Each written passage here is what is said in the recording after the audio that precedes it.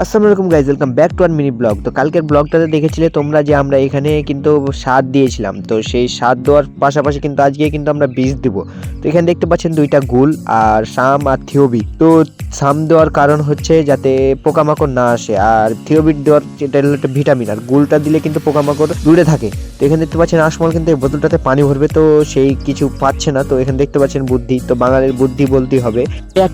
সে একটা পলিথিনকে সুন্দর করে পানি দেওয়ার মতন করে কিন্তু বেঁধে নিল। তো এখন দেখতে পাচ্ছেন এখানে কিন্তু পানি ভর্তি করে এখন কিন্তু বোতলটা ভর্তি করবে। তো এখন দেখতে পাচ্ছেন কিভাবে করে বোতলটা ভর্তি করছে। তো এইগুলো হলো বাঙালি বুদ্ধি, তো বাঙালি ছাড়া আর কেউ পারবে না এইগুলো। এখন দেখতে পাচ্ছেন এগুলো কিন্তু বোতলটা ভর্তি করার পর কিন্তু এখানে কিন্তু থিওবিট দিয়ে দিলাম পরিমাণ মতন, কিন্তু বেশি দেওয়া যাবে না, পরিমাণ মতন দিতে হবে। তো থিওবিটের পর কিন্তু আমরা এখন গুলটা দেবো। তো দেখতে পাচ্ছেন এখানে গুলটা কিন্তু এখন আমরা দিচ্ছি। তো সেই গুলটা কিন্তু আসলে দেওয়ার একটা মেন কারণ হলো এটা কিন্তু গাছের আগালগুলো যে কচি পাতা ওইগুলো কিন্তু চিকন করে, মানে একবারে পরিষ্কার রাখে, কোনো পিঁপড়া আর পোকামাকড় যেন না থাকে। আর শাম দেওয়ার কারণ হচ্ছে তো শাম পোকামাকড়কে দূরে রাখে, তো ওই জন্য কিন্তু শাম প্রয়োগ করে। তো এখানে দেখতে পাচ্ছেন আসমল কিন্তু বোতলটা ভালো করে ঝাঁকিয়ে নিল যাতে সম্পূর্ণ বীজ তুলে মিশ্রিত হয়ে যায়। ওই জন্য কিন্তু এভাবে করে ঝুঁকিয়ে নিল, তারপর কিন্তু স্প্রে করতে নিয়ে গেল আসমল। তো এখানে আসমল স্প্রে করছে, দেখতে পাচ্ছেন গাছটা কিন্তু ভালো করে ধুয়ে দিচ্ছে। এইভাবে করে যদি না ধোয়া হয় তাহলে কিন্তু গাছ কিন্তু পোকামাকড়ে আক্রমণ করবে। তো এখানে দেখতে পাচ্ছেন সেই লাউয়ের বিচি, তো সেই লাউয়ের বিচি আর এবং ঢেঁড়সের বিচি এগুলো কিন্তু আমরা এখন লাগাবো। তো ঢেঁড়সকে অনেক সবাই রামপটল বলে, তো এখানে আমাদের দিকে চাঁপাইনবাবগঞ্জে ঢেঁড়স বলে।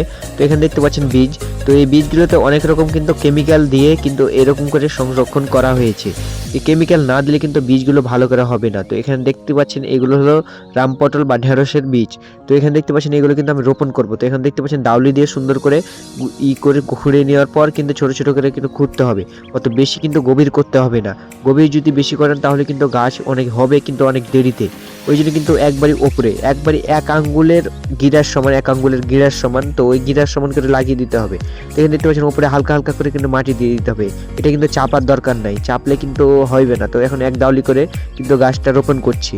তো এখানে দেখতে পাচ্ছেন ওই ঢেঁড়স লাগার পর কিন্তু এখন লাউগুলোর পালা, তো এখন লাউগুলো লাগাবো।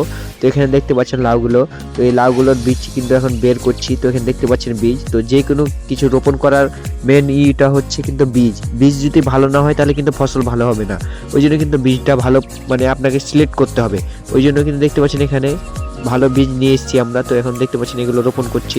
তো এইভাবে করে কিছুটা পুঁতে নিতে হবে বীজগুলো।